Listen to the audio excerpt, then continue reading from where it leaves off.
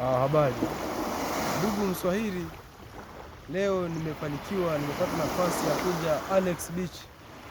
Hapa Annex Beach nimejifunza kitu kimoja. Hii Annex Beach kwa nilivyoona na mazingira ni kitu kama vile inamilikiwa na kanisa.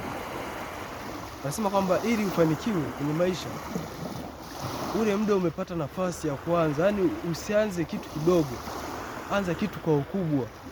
Siku kitakapokuja kupanuka ndio utaelewa kwa nini ulianza kwa kubwa. Ukianza kitu kwa kubwa unapata matokeo makubwa hata kwa wakati mdogo.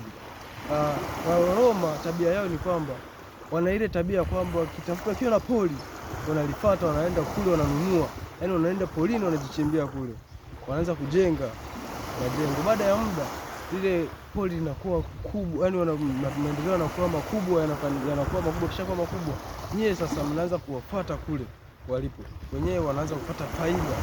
Baada ya muda wenyewe kugundua kuwa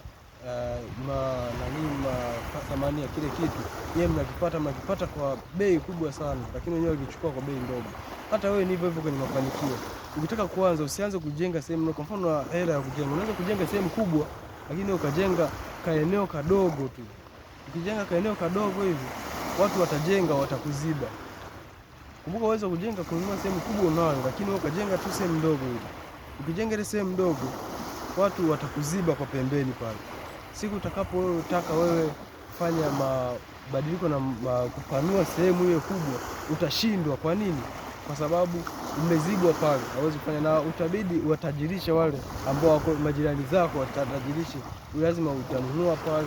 Sasa ukinunua utanunua kwa gharama kubwa, utawatajirisha wenzako. Lakini ungefanya mapema, ingekusaidia wewe kupunguza ile gharama. Kwa hiyo hakikisha tunaanza mapema katika maisha, na ukipata nafasi ifanye kwa ukubwa, haijalishi umri wako na sehemu yako.